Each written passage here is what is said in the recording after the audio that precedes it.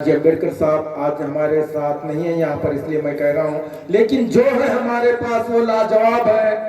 ऐसे हमारे प्रमुख वक्ता माननीय फारूक अहमद साहब को सुनने के लिए यहाँ पर जो बेताब है, मैं उनसे आमंत्रित करता हूँ कि वो आए और अपना मनोगत व्यक्त करें।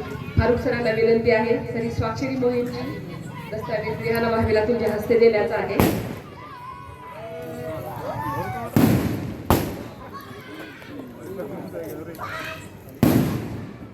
बिल्किस बानो इनके ऊपर हुए अत्याचार के लिए जो स्वाक्षरी मुहिम चलाई जाएगी, बहुजन आघाडीचा विजय सो वंचित बहुजन आघाडीचा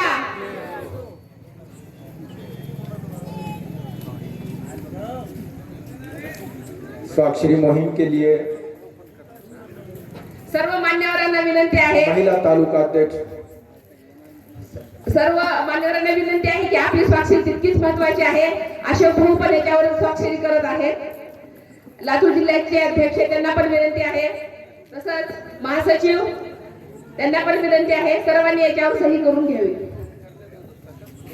नांदेड़ जिले के बुलंदशहर माननीय फारूक अहमद साहब प्रवक्ता महाराष्ट्र राज्य के आपके सामने सविस्तर ऐसा मनोगत व्यक्त करेंगे।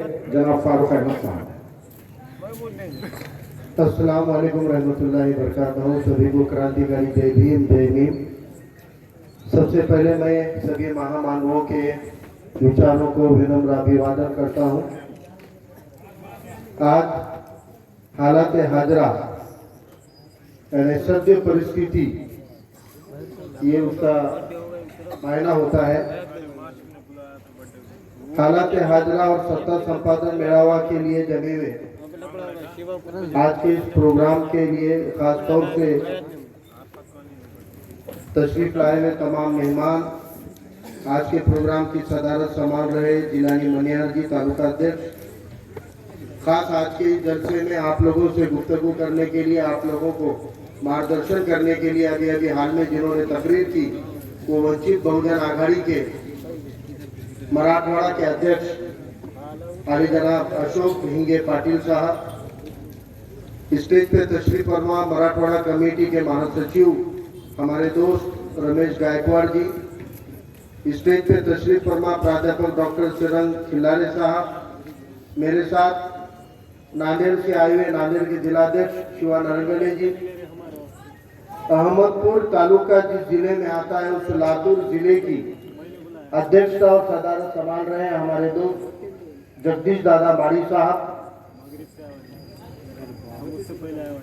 महिला शक्ति की केंद्र बनी हुई हमारी बहन जो वंचित बहुजन महिला आघाड़ी की जिला अध्यक्ष हैं मंजू ताई निम्बाड़कर जी,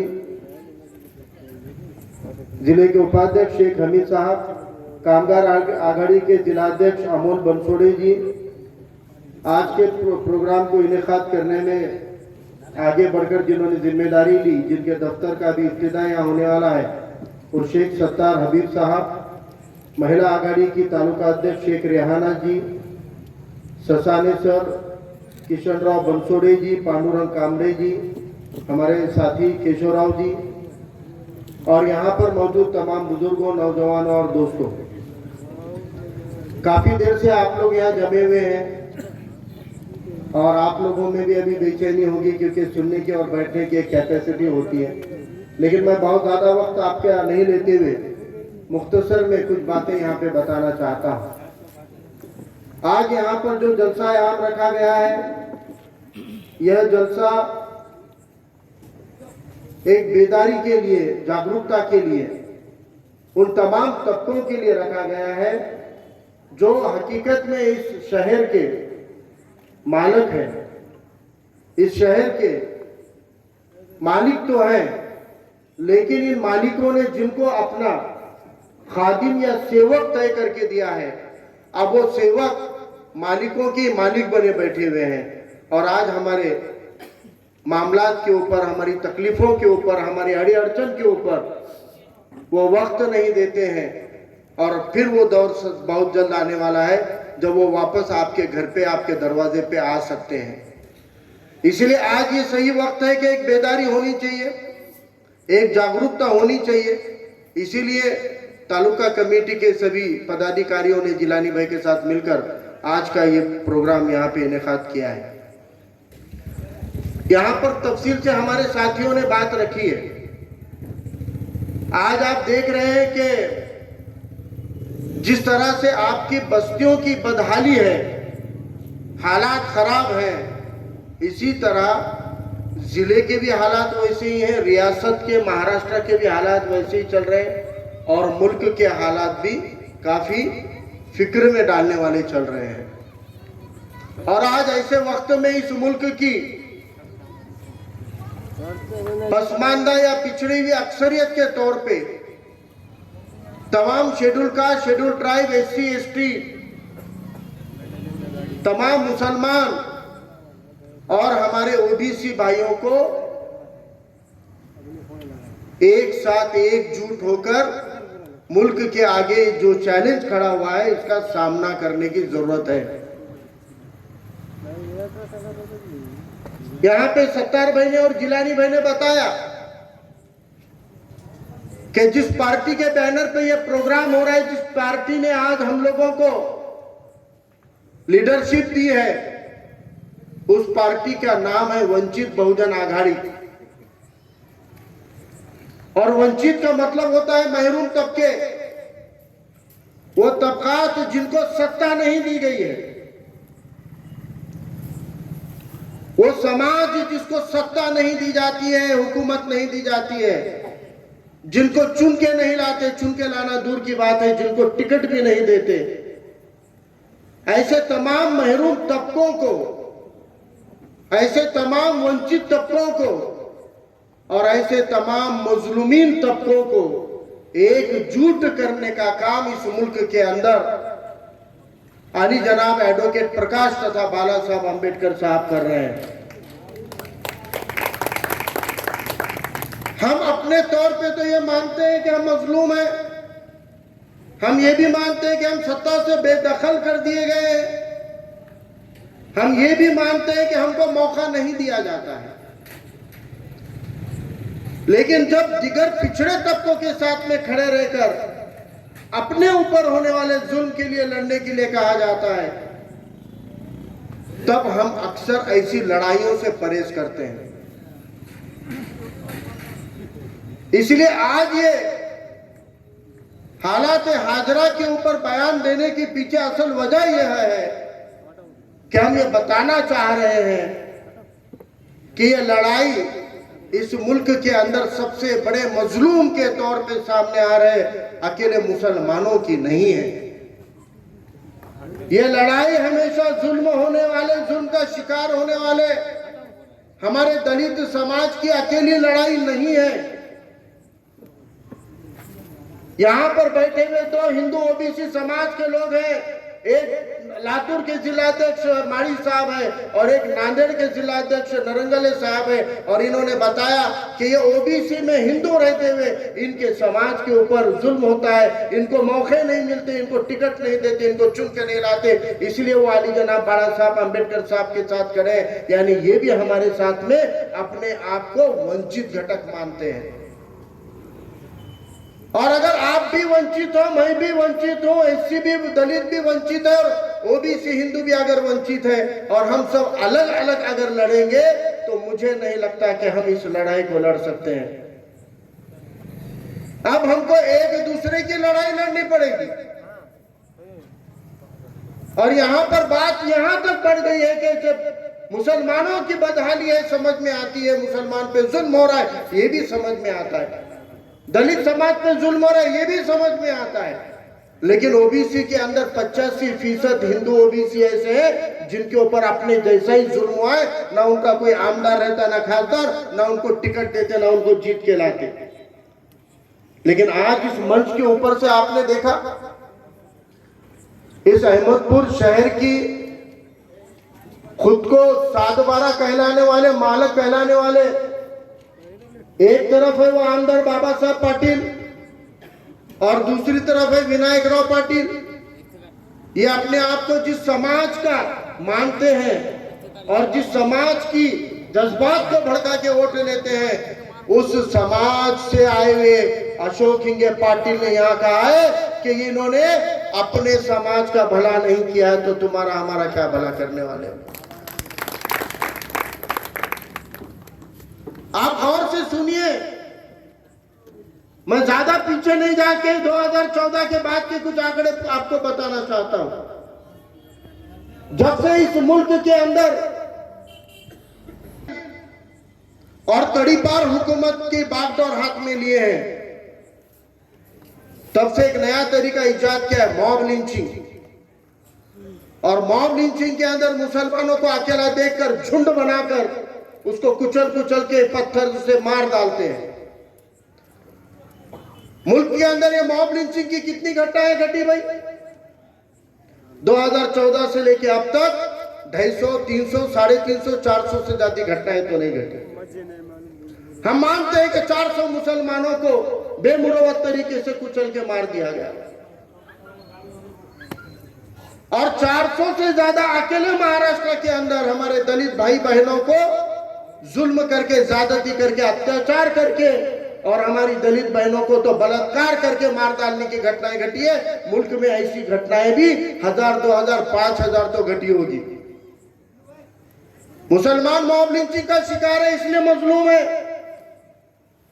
दलित समाज भी जातीय अत्याचार का शिकार है, बलात्कार का शिकार है इसलिए मजलूम है। और इनके मैंने आंकड़े बताए कि 400-500 मुसलमान मॉब लिंचिंग में मारे गए, 2-4-5 हजार हमारे दलित समाज के लोग मारे गए। लेकिन 2014 से अब तक अकेले महाराष्ट्र के अंदर तकरीबन 22,000 से ज्यादा किसानों ने खुदकुशी कर ली, अपने आप को खत्म कर दिया। और वो मरने वाले किसानों में 90% किसान मराठा समाज के थे, ये बात याद रखो आप। सैकड़ों की तादाद में मुसलमान मर रहे हैं, 2-5 हजार दलित मर रहा है, लेकिन 22,000 में से तकरीबन 18 से 20 हजार मराठा किसानों को अपनी जान देनी पड़ी। इन्होंने खुदकुशियां नहीं की, इस सिस्टम ने, इस व्यवस्था ने उनका मर्डर किया है, उनकी हत्या की हुई है। और वो कौन से समाज से आता है? वही समाज से आता है यहाँ आड़ी बाड़ी से पहले तू करके, पहले मैं, पहले तू करके, एक के बाद एक सत्ता में आने वाले यही बाबा साहब पाटिल और विनायकराव पाटिल का समाज है। इसलिए अशोक हिंगे पाटिल ने कहा कि ये समाज के नेता नहीं है, अपने आप को मराठा समाज कहकर चुन के आने वाले इस महाराष्ट्र के 169 घराने ऐसे जिन्होंने सिर्फ अपनी खानदानों का भला किया है और उनके खुद के समाज की आज बदहाली है कि कल तक आरक्षण को विरोध करने वाला मराठा समाज रास्ते पे उतर के आरक्षण की मांग करने की नौबत उन पे आई हुई है। तो आज फिर ये समाज को भी हम मजलूम नहीं मानेंगे क्या? 18 से 20 हजार लोगों को जान गंवानी पड़ी, आज उनके घर में उनके बीवी बच्चों की बदहाली नहीं होगी क्या? इसलिए जितने गरीब मराठा है मैं उनको कहना चाहता हूं कि आप ये घरानों की गुलामी बंद कर दीजिए। ये ना तो अपने पार्टी के हैं ना अपने आकाओं के। जिन पार्टियों ने इनको नगर सेवक से लेके सरपंच से लेके मुख्यमंत्री बनाए, ये उन पार्टियों के वफादार नहीं है। मैं आपके पड़ोस के जिले से हूं, नांदेड़ से, और आपका जिला लातूर। हमारे नांदेड़ जिले के अंदर पैठन से आए वाले शंकरराव चौहान एक धोती और लोटा लेके आए थे, पहले ऐसे निकल जाते थे, और नांदेड़ में उनको पहले लोगों ने चुन के नगर सेवक बनाया, फिर नगर सेवक से वो नगराध्यक्ष बन गए, फिर नगराध्यक्ष से आमदार बन गए, फिर आमदार से खासदार बन गए, फिर खासदार से मंत्री बन गए, फिर मंत्री से मुख्यमंत्री बन गए, फिर मुख्यमंत्री से संरक्षण मंत्री बन गए केंद्र के अंदर। लेकिन उनको नगर सेवक बनाने वाला, आमदार बनाने वाला और बार बार आमदार और खासदार चुन के लाने वाला उनका खुद का भी समाज नहीं था। अगर उनको कोई चुन के लाते थे तो खाली दलित और मुसलमान चुन के लाते थे। इनके वोटों से चुन के आके कांग्रेस में उन्होंने नगर सेवक से केंद्रीय मंत्री तक चले गए। एक तरफ विलासराव देशमुख छोटे से गांव में सरपंच बन गए थे, फिर सरपंच से धीरे धीरे धीरे धीरे आमदार तक गए कि नहीं गए, फिर आमदार से मंत्री बने कि नहीं बने। इनको भी नगर ग्राम पंचायत में चुनाने लाने से लेके आमदार और खासदार बनाने वाला कौन था? 80% तो यही दलित मुसलमानों ने बनाया ना। लेकिन बनाए हुए सरपंच से लेके मुख्यमंत्री बन गए। एक तरफ है शंकरराव चौहान का घराना, एक तरफ है विलासराव देशमुख का घराना। कांग्रेस ने उनको मौका दिया और दलित मुसलमानों ने साथ दिया। लेकिन जब आज इस महाराष्ट्र के अंदर उद्धव ठाकरे सरकार को गिराने के लिए बीजेपी गंदी साजिश करके शिवसेना का घर फोड़कर 40 आमदारों को लेकर गुवाहाटी को चली जाती है, और जब आकर कहती असेंबली के अंदर कि उद्धव ठाकरे नहीं, अब बीजेपी की सत्ता बनेगी और बीजेपी की सत्ता के लिए कॉन्फिडेंस मोशन बहुमत की चाशनी रखी जाती है, और जब बहुमत की टेस्टिंग करने की नौबत आती है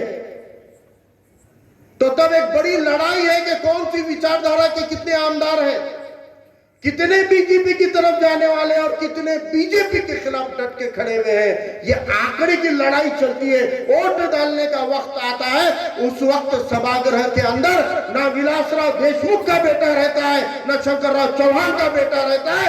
बीजेपी से पैसा लेके और ईडी की धमकी से ये सभागृह के बाहर रहते हैं, तो वो आपकी नुमाइंदगी नहीं करते। इसलिए 166 वोट बीजेपी के हक में गिरते हैं और बीजेपी के मुखालिफ सिर्फ 99 वोट मिलते हैं, 99 वोट।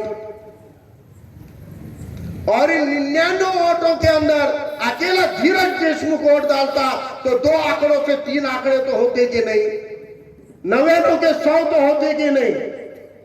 अगर इसके अंदर अशोक चौहान वोट डालता तो 101 होते कि नहीं। ऐसे 1 और 2 नहीं, पूरे कांग्रेस राष्ट्रवादी के 11 आमदार सभागृह के बाहर रहे। वोट खत्म हो गए बाद फिर दरवाजे पे आके बोल रहे हम जरा लेट हो गए, जरा ट्रैफिक में फंस गए थे। क्यों, बंबई में आजिज पैदा हुए क्या तुम? बंबई की ट्रैफिक मालूम नहीं थी क्या? और कौन सी ट्रैफिक में फंस गए थे? क्या ईडी की बंदूक के सामने छम्मिया बन के नाच रहे थे पैसों की झंझनाहट में? ये आवाम अच्छी तरह से जानती है। ये ना तो इनकी पार्टी के वफादार है, ना जिन्होंने वोट दिया उनके वफादार है। अरे खुद का समाज खुदकुशी कर रहा है, ये उनके वफादार नहीं है तो तुम्हारे वफादार होंगे क्या? तो फिर जो लोग बोलते कि भाई भूख लगी तो बच्चा रोए तक मां दूध नहीं पिलाती, सुने होंगे ना तुमने? क्यों नहीं पिलाती? भाई सच्ची मां है तो दूध तो पिलाने वाली ना, क्यों नहीं पिलाती? मां ये सोचती कि भाई बच्चा झूले में रो रहा और माँ बर्तन मांजते बैठी वाली है तो बोलती रो दो थोड़ी देर, 2 बर्तन रह गए इतने धो के दूध पिलाऊंगी बोलती। कपड़े धोती बैठी है और बच्चा रो रहा तो बोलती अब 2 कपड़े रह गए ना, इतने धो लेंगे, रो दो थोड़ी देर। यानी सच्ची माँ भी हाथ पे का काम छोड़ के दूध पिलाने नहीं जाती, 2 बर्तन रह गए धो लेंगे बोलती। बराबर है कि नहीं है? अब आप भी रो रहे हमको रिजर्वेशन दो, हमको नौकरियां दो, हमको कर्जा दो, हमको दुकानदारियां दो, हमारे वार्ड में सड़कें दो, नालियां दो, स्कूल दो। क्यों नहीं दे रहे भाई? आप रो रहे नहीं बोल रहे हो ना, आप तो रो रहे। लेकिन अगर पेट का सग्गा बच्चा भी अगर रोने के बाद मां दूध नहीं पिला रही तो ये हुकूमत तुम्हारी सग्गी मां है क्या? सग्गी मां है क्या? तुम रोली और आके दूध पिला देगी, आप मांग लिए और आके दे देंगे, ये सच्ची मां है क्या? ये तो सौतेली मां से भी बदतर है, डायन मां है, डायन मां। और अगर डायन मां का दूध पीने का है तो उसके लिए फिर आपको वंचित बहुजन आघाड़ी का झंडा और डंडा उठाना पड़ेगा, तभी डेवलपमेंट मिलेगा। आज डेवलपमेंट के नाम पे पैसा उठाया जा रहा है, पैसा खाया जा रहा है। और आज आपको क्या दिया जा रहा है? जो आप कभी नहीं मांगते वो दिया जा रहा है। अभी वो 70 में बोल रहे थे ना, क्या खोल रहे? दारू का अड्डा। कहां खोल रहे? कहां पे? प्रभाग में। अब तुम्हारे प्रभाग वालों ने दारू का अड्डा मांगे थे क्या? मोर्चा निकाले थे क्या? निवेदन दिए थे क्या? नहीं दिए थे ना, बिना मांगे दे रहे तुमको। लेकिन अगर बैंक कॉलोनी की बात चल रही, लेकिन अगर लेक्चरर कॉलोनी की बात चल रही, लेकिन अगर टेकड़ी की बात चल रही, तो वहां पे सड़क बनेंगे, नालियां बनेंगे, लाइब्रेरी देंगे, वाचनालय खोलेंगे, स्कूल खोलेंगे, द लाइब्रेरी खोलेंगे, स्टडी सेंटर खोलेंगे, छोटा दवाखाना खोलेंगे। और तुम्हारे हमारे बस्तियों में क्या देते? दारू का अड्डा, मटके का अड्डा, कैरम का अड्डा, चाय के टपरियों को आजादी रात भर खुला रखो और बच्चों को बिगाड़ो रात भर सामने बिठाने के लिए। ये फर्क समझ में आने होना हमारे लिए, ये फर्क को ध्यान में लो। आपके मोहल्ले में स्कूल डालना मजबूरी है तो स्कूल खुल जाते, लेकिन वहां तालीम नहीं मिलती। और इलेक्शन के पहले आके तुम्हारे एरिया में दवाखाने का उद्घाटन करके रिबन काटते, और इलेक्शन जीत गए कि दूसरे दिन से दवाखाना बंद। क्योंकि उनको मालूम है इनकी short term memory loss. Ghajini film में क्या आमिर खान है, ये इनकी याददाश्त गुल हो जाती जब इलेक्शन आए तक भूल जाते क्या क्या जुल्म हुए। इसीलिए वो आपको इस तरह इलेक्शन आने के बाद में एक अलग बैनर बताते, पोस्टर बताते, सीन बताते, इलेक्शन हो गया बाद सब गायब हो जाता है। लेकिन अब हमको ये बात समझना है कि अब हम समझ गए हैं, हम फर्क समझ गए हैं। अभी यहाँ पे भाषण में बोल रहे थे सत्तार भाई और जिलानी भाई, वो अमके कॉलोनी में ऐसा करे, तमके कॉलोनी में वैसा, सड़क के इधर और सड़क के उधर का फर्क बता रहे थे। तो भैया सड़क के उधर जो इलेक्शन लड़े थे वो नगर सेवक के उम्मीदवार थे। सड़क के उधर के जो चुन के आए वो इलेक्शन जीत के नगर सेवक बने, इसीलिए नगर की सेवा करे। और सड़क के इधर के जितने लोग थे वो गुत्तेदारी के उम्मीदवार थे, और उन्होंने इलेक्शन जीत के आके गुत्तेदार बने। और नाली के, सड़कों के कागज पे गुत्ते लेते गए, पीला उठाते गए, कागज पे नाली बनी, कागज पे सड़क बनती है, कागज पे कचरे का सेंटर अलॉट होता है, कागज पे, और वो फाइल जाती और उसमें से पैसे उठाते और मिल बांट लेते। आओ चोरो, बांधो भाड़ा, आधा हमारा आधा तुम्हारा। ऐसा यहाँ पे ईदगाह का कुछ बनाए थे ना, वॉल कंपाउंड, क्या करे थे? ईदगाह की वॉल बाउंड्री बनाने की थी। अब शिवा बहू ने बोले देखो अच्छी मिसाल दिया, पक पक पक पक पक पक मुर्गियों को, याद है कि नहीं? अब ऐसा मैं भी एक मिसाल देता हूं आपको। ईदगाह की वॉल कंपाउंड बनाने की थी, गुत्ता निकल गया, टेंडर निकल गया। टेंडर निकलने के बाद बंद पैकेटों में टेंडर आया। अब आपने गए भाई, अपने एक मियाँ भाई, बोले क्या नाम है? बोले ममदिया। अरे ममदिया पूरा नाम क्या है? बोले मेरा नाम ममदिया था। बोले सब मेरे को ममदिया बोलते। तूने टेंडर डाला क्या? हाँ मैंने डाला। बोले टेंडर कितने में बनाता रहे? बोले ये ईदगाह की पूरी वॉल बाउंड्री कुछ भी नहीं साहब। बोले 70 लाख में बना देता हूँ। बोले अरे कैसा 70 लाख लगते रे साहब? उसमें देखो बोले 40 लाख का तो बोले मटेरियल लगता, बोले सीमेंट लगते, गजाले लगते, रेती लगता, आम का ढिमका लगता। बोले अबे 40 लाख में बना, 70 क्यों लगते? तो साहब 40 लाख का वो हो गया, बाद लेबर लगता, बोले उसको 20 लाख का। बोले फिर 60 हो गया ना, तो साहब 10-1 लाख तो कमान देती कि नहीं मेरे को, इतना मेहनत से बना रहा हूं मैं, तो मेहनत कर शो। बोले मैं तो मेरे को 10-1 लाख कमाने का। अच्छा ठीक है बोले, और भी 2 लोगों के टेंडर आए। बोले तो रुक जा, बोले मैं दूसरे को बुला रहा हूं। फिर उसके बाद में दूसरे को बुलाया, तो दूसरा आया। बोले तेरा नाम क्या है रे भाई? बोले मेरा नाम विनय क्या है? बोले अरे विनय क्या ऐसा कैसा ना, मेरा नाम विनय क्या है? बोले अच्छा विनय क्या, तू क्या करता? बोले मैं टेंडर लेता हूं। बोले अच्छा तो फिर कैसा करेंगे? अरे भाई बोले काम करने का है तो साहब बोले मेरे को 1,40,000 रुपए दो। बोले अरे इतने कई बुरे बोले, लगता है साहब बोले 1,40,000 में काम होता। बोले अरे भाई कहे के लिए लग रहे बोलना? बोले नहीं। बोले ऐसा है बोले तुमको देने का तो दो। बोले मेरे को 1,40,000। अच्छा ठीक है भाई तू बैठ। बोले और एक तीसरा है, 3 टेंडर खुलते रहते ना, उसको बुलाए। वो आया, उसको बोले तेरा नाम क्या? मेरा नाम बाबिया है। बोले अरे बाबिया बोले कितने में? अरे बोले साहब 2,10,00,000 में खुलने का बोले टेंडर। आपे बोले 2,10,00,000 क्यों लग रहे तेरे को? साहब कैसा है? बोले तुम्हारे को कुछ देना पड़ेगा ना। बोले क्या देता? बोले मैं देता। बोले तुमको अरे बाहर और एक जन बैठे वाला है ना, बोले विनायक के आए वाला है। बोले तो फिक्र न तो करो साहब। बोले मैं 70 लाख बोले तुम्हारे को और विनायक को बांट देता हूं। बोले और फिर 70 लाख मैं रख लेता हूं। बोले अरे भाई 70 लाख हमारे को बांट दे रहा, 70 लाख तू रख लेना। वो ईदगाह की कंपाउंड कौन बनेगा? वो ममदिया है ना बोले बैठे वाला, उन्होंने बना देता है। बोले यानी जो पाया बेचारा ईमानदार 70 लाख में करने वाला काम उन्हें करता, मगर ऊपर का बाकी का 1.5 करोड़ रुपए खाली ये आमदारा माजी आमदारा और अधिकारा मिल बांट के खा लेते। और आपके पैसे हैं ये सरकार की तिजोरी का पैसा, इनके बाप दादा ने छोड़े वाली जागीर नहीं है। तुम्हारे हमारे लाइट बिल पेट्रोल के खर्चे में से, रिचार्ज के पैसे में से जो टैक्स जाता है वो आपके हमारी मेहनत के पैसों की कमाई की तिजोरी है। ये इनके बाप दादा की जागीर नहीं है जो लूटने का काम ये कर रहे हैं। इसलिए मैं आपको कहने के लिए आया हूं कि अपने मालिक खुद बनिए, इसके उसकी तरफ देखना बंद कर दीजिए। तब्दीलियां यूं ही नहीं आती, लड़ाइयां यूं ही नहीं होते, इनकलाब चुप ही नहीं होता, उसमें हिस्सा लेना पड़ता है। और आज इस जलसे आम के लिए तशरीफ लाए वाले यहां बैठे हुए आप में से हर एक को मैं सैल्यूट करता हूं, सलाम करता हूं।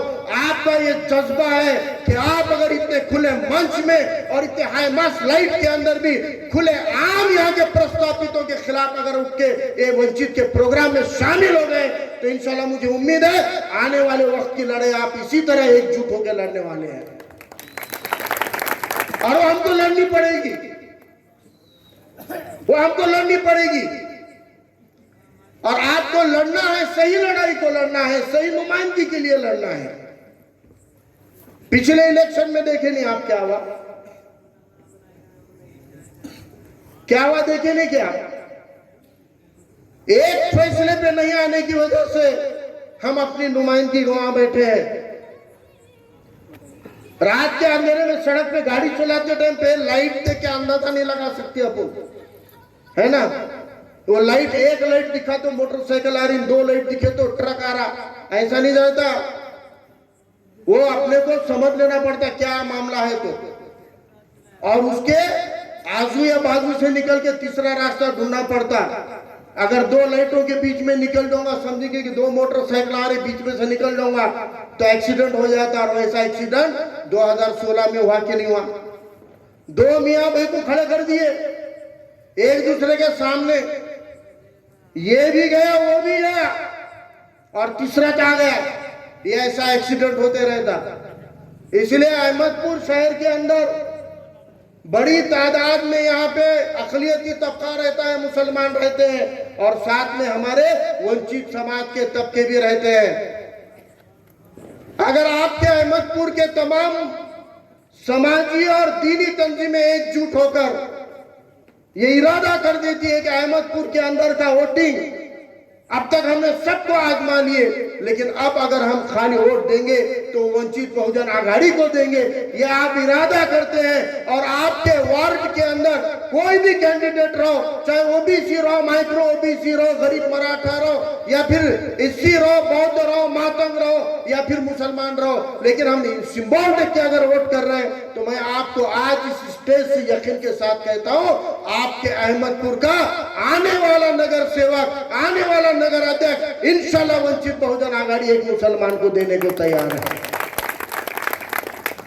आने वाला नगर अध्यक्ष हम आपको देने को तैयार है। कई वार्ड में हम एक दूसरे को वोट करेंगे तो आप भी और हम भी सब दोनों समाजों की नुमाइंदगी हो सकती है, चुन के आ सकते हैं। ये इत्तेहाद की तरफ गौर कीजिए। और ये दो समाज एक जगह आ जाते तो क्या कर सकते।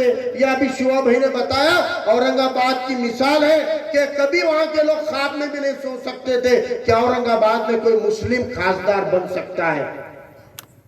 आज अशोक पाटिल साहब ने बताया कि 28 मुसलमानों को इलेक्शन का टिकट देने का काम आली जनाब प्रकाश अंबेडकर साहब ने किया है। और मैं आपको यकीन के साथ कहता हूं, आजाद मुल्क के अंदर आज तक के तारीख में कांग्रेस और राष्ट्रवादी कांग्रेस दोनों ने मिलकर भी 28 मुसलमानों को टिकट नहीं दिए। वो काम अकेले प्रकाश अंबेडकर साहब ने किया। 28 मुसलमानों को, जब 28 मुसलमानों को टिकट देने का था, एक एक आदमी को जांच और परख के बाड़ा साहब ने टिकट दिया। एक एक आदमी की लिस्ट आप वेबसाइट पे देख सकते हैं, इंटरनेट पे देख सकते हैं। सारे के सारे तालीम याफ्ता मुसलमान देखे, कौम की खिदमत का जज्बा रखने वाले देखे, दारू के अड्डे वाला, मटके के अड्डे वाला नहीं लाए, पैसा देख के टिकट नहीं दिए। जिनको खिदमत करनी, अपने समाज के लिए लड़ सकते, ऐसे उम्मीदवार देख के टिकट दिए। तो मैं बाड़ा साहब को बोला कि बाड़ा साहब, आप ये गांव में 4 घर नहीं है, वो घिसड़ी समाज को टिकट दे रहे, वटार समाज को लोकसभा का टिकट दे रहे, आप लिंगायत समाज को टिकट दे रहे, आप माली समाज को दे रहे, आप अमके समाज को दे रहे, और 28 मुसलमानों को टिकट दे रहे। साहब ये सब चुन के आएंगे क्या? तो साहब ने बोले अगर हम सब एक दूसरे को अगर वोट डालना सीख लेंगे तो हम एक दूसरे को चुन के भी ला सकते हैं। अगर पूरे महाराष्ट्र के घिसड़ियों ने, वडारों ने, माड़ी ने, साड़ी ने, लिंगायत ने, गरीब मराठा ने, मुसलमानों ने, बौद्धों ने, मातंगों ने एक होकर तय कर लिया कि हम खाली वंचित को वोट देंगे तो छोटे छोटे तबके लोग भी चुनकर आएंगे। मला साहब ऐसा होगा क्या? बोले सब जगह नहीं होगा। बोला फिर कई को 28 मुसलमानों को टिकट दिए, मेरे को वजह बताओ। बोले फारूक के 28 लोगों को टिकट दिए, जहां पर हम एक दूसरे को वोट देंगे, 28 में के 8, 10, 12 मुसलमान चुन के आ जाएंगे, लेकिन बाकी के लोग चुन के आके आमदार नहीं भी बने तो इलेक्शन लड़के अपने कौम के लीडर बनेंगे, और वो कौम में लीडर बनाने के लिए मैंने टिकट दिया है। आप बोलो सही है कि नहीं? अगर फारूक अहमद इलेक्शन लड़के 27,000 वोट, 30,000 वोट नहीं लेता तो फारूक अहमद को कोई लीडर मानते थे क्या? आज कलेक्टर कमिश्नर को झक मार के हमको टाइम देना पड़ता, उनको मालूम है इनके पीछे 27,000 वोट है। आज शिवा नरंगले साहब को टिकट दिए बोल के 42,000 वोट मिले। आज कलेक्टर को, कमिश्नर को, एसपी को शिवा नरंगले आए बोले तो 42,000 लोगों का आमदार आया बोल के टाइम देना पड़ता। इसीलिए एक समाज में से एक लीडरशिप पैदा करने का काम, जैसे अशोक हिंगे पाटिल साहब गरीब मराठा है, तो ये गरीब मराठा को भीड़ में टिकट देके 30,000 से ज्यादा वोट लेके एक लीडर बनाने का काम बाड़ा साहब अम्बेडकर ने किया है। लेकिन अगर हम मुत्तहिद होकर इनको साथ देते थे, आज जो लीडर बन के आए हैं, इंशाल्लाह कल असेंबली में तुम्हारे आमदार या खासदार बन के बैठेंगे। लेकिन आपको इत्तेहाद करना पड़ेगा, एकजुट होना पड़ेगा। ये भर अब्दुल्ला गुड़ थैली में आओ चोरो बांधो भारा, आधा हमारा आधा तुम्हारा सिस्टम को बंद करना पड़ेगा। इसलिए हमको मुत्तहिद होना है, हमको एकजुट होना है, हमको संगठित होना है, तो हम अपने ऊपर के जुल्म की लड़ाई लड़ सकते। वरना देखो आने वाले दौर में आपके वोटिंग के इख्तियार रहेंगे कि नहीं रहेंगे ये भी नहीं मालूम। जब आपकी शहरियत और नागरिकता ही खत्म करने की साजिशें मुल्क में हो रही है तो आपका वोट बरकरार रहेगा क्या? वोट डालने का अधिकार नहीं रहेगा अगर आपको एनआरसी और सीए में से बाहर निकाल दिया जाएगा तो। 3 तलाक के नाम पे गैर संवैधानिक तरीके का कानून लाया गया और आपके घरेलू जिंदगी के अंदर भी झांकने का काम हुकूमत कर रही है, लेकिन कोई आवाज नहीं उठा रहा है। एनआरसी सीए के खिलाफ खुलकर सामने आकर और एक भी मुसलमान को साथ लिए बिना, क्योंकि बीजेपी साजिश कर रही थी, तमाम हिंदू समाज को बोल रही थी तुम लोग टेंशन न को लो, हम खाली मुसलमानों की नागरिकता शहरियत छीन रहे, एनआरसी खाली मुसलमानों पे है बोले, बाकी बोले हिंदुओं पे नहीं है, जैनों पे नहीं है, बुद्धों पे नहीं है, पारसी पे नहीं है, आमके पे डिमके पे नहीं है बोले, और बाकी लोग टेंशन न को लो बोले, खाली मुसलमानों कुछ कर रहे। तो बीजेपी की साजिश तोड़ने के लिए उस दौर में अकेले प्रकाश अंबेडकर साहब है जिन्होंने कहा इस मुल्क की 14-15% खाली मुसलमानों के नहीं तो इस मुल्क के 40% हिंदुओं को एनआरसी के अंदर बेदखल करने की साजिश ये एनआरसी सीए का कानून कर रहा है। ये आंकड़ा देने का काम भी एडवोकेट प्रकाश अंबेडकर साहब ने किया था। सिर्फ आंकड़ा नहीं दिया, हिंदू समाज में जाके बेदारी कराई, जन जागरूकता की और दादर के टीटी सर्कल को बंद कराकर आंदोलन किया। एक भी मुसलमान को लिए बिना सिर्फ हिंदू समाज को जोड़कर बंबई का दादर बंद कराने का काम इस मुल्क में अकेले प्रकाश अंबेडकर साहब ने किया है। कोई और नहीं है ताकत जो आपके हक में खड़ी रही हो, लड़ी हो। और मैं पूछना चाहता हूं कांग्रेस राष्ट्रवादी को, बीजेपी के साजिश के इस खिलाफ आपके महाराष्ट्र कांग्रेस ने या आपके ऑल इंडिया कांग्रेस ने एक पत्र तो भी निकाला क्या कांग्रेस को एनआरसी के खिलाफ आंदोलन करो बोल के? लेकिन बाळा साहब ने दादर बंद कराया, बंबई के जंतर मंतर पे धरना दिया और 24 जनवरी 2020 को पूरा महाराष्ट्र बंद करने का काम अकेले प्रकाश अंबेडकर साहब ने किया था। बाकी कोई पार्टी नहीं कर पाई थी, याद रखो। आपके ऊपर जुल्म होता है तो प्रकाश अंबेडकर साहब सामने आते हैं। आज मेरे मुस्लिम नौजवानों की गिरफ्तारियां हो रही है। महाराष्ट्र से सैकड़ों बच्चों को गिरफ्तार किया गया, मुल्क में हजारों बच्चों को गिरफ्तार किया गया, लेकिन कोई लीडर सामने आके बात किया क्या? अकेले एडवोकेट प्रकाश अंबेडकर साहब ने कहा कि टेरर फंडिंग और दहशतगर्दी को पैसा दिए बोलकर आप महाराष्ट्र और देश में जो मुस्लिम बच्चों को पकड़ रहे हैं, हमको हुकूमत की जांच एजेंसियों पे भरोसा नहीं है। सबूत बताओ, 24 घंटे में सबूत बताओ कि तुम्हारे पास ये बच्चों के खिलाफ क्या सबूत है। और अगर तुम्हारे पास सबूत नहीं है तो हम ये मान लेते हैं कि बच्चों ने कोई गलती नहीं की, ये बीजेपी के मुस्लिम दुश्मन एजेंडा के ऊपर काम में हुकूमत कर रही है। ये बोलने की ताकत अकेले प्रकाश अंबेडकर साहब में थी। ये याद रखो, आपके हक में उठने वाली आवाज अगर बुलंद होती है तो एडवोकेट प्रकाश अंबेडकर साहब की आवाज होती है और वंचित बहुजन आघाड़ी आपके लिए सामने आती है।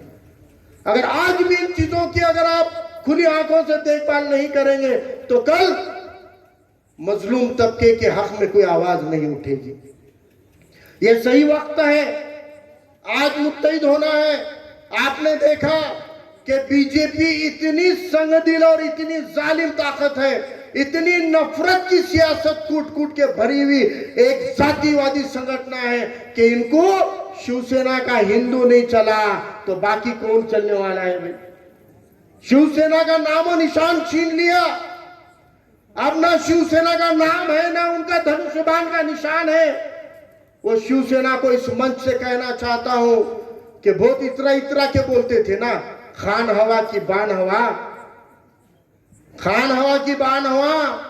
बीजेपी के एजेंडा में फंसकर गुमराह हो गए थे ना, संतों का हिंदू छोड़ के बीजेपी के हिंदुत्व के नाद को लग गए थे और नफरत की सियासत का हिस्सा बन के खान हवा की बान हवा कहते थे।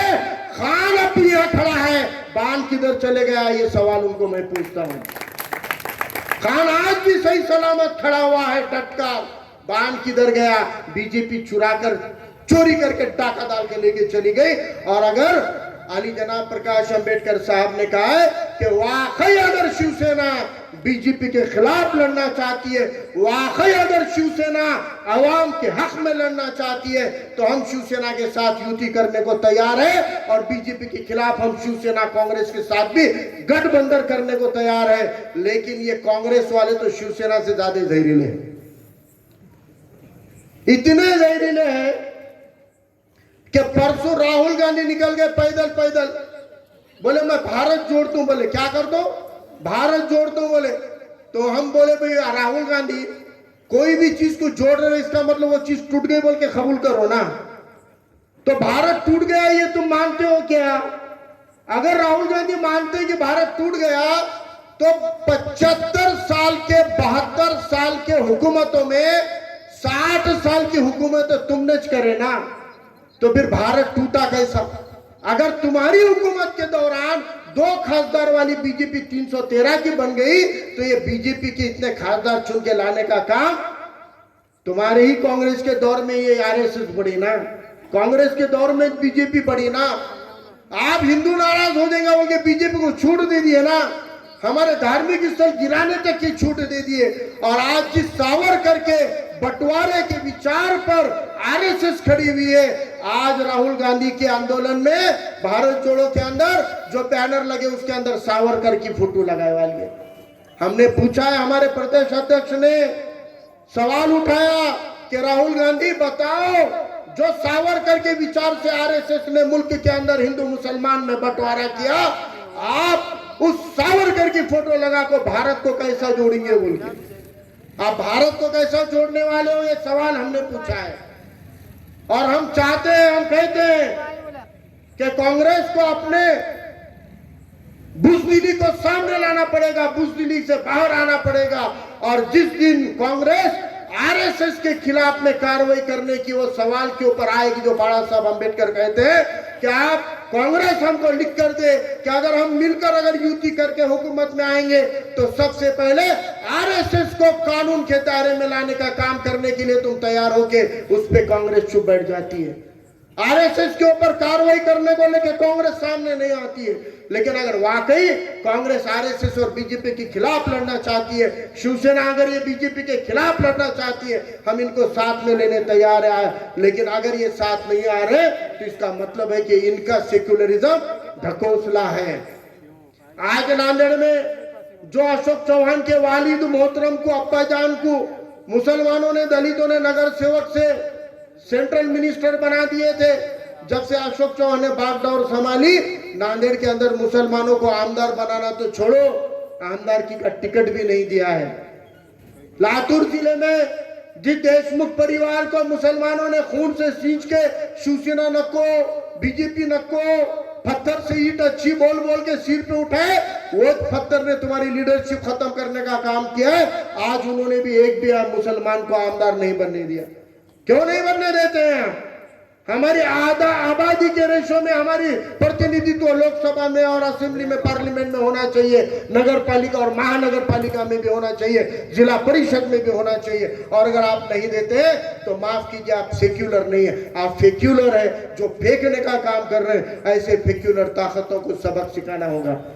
आज अशोक चौहान भोकर से चुन के आके आमदार बनते, एक बार खासदार बन गए तो वहां के कार्यकर्ताओं को लगा आप साहब तो खासदार बन गए, भोकर में किसी तो भी दलित मुसलमान को टिकट मिलेगा, नहीं मिला। किसको दिए टिकट उन्होंने वहां से? तब खुद खासदार बन गए, अपने बीवी को भोकर में खड़े करके चुन के ला लिए और उनको आमदार बनाने का काम किए।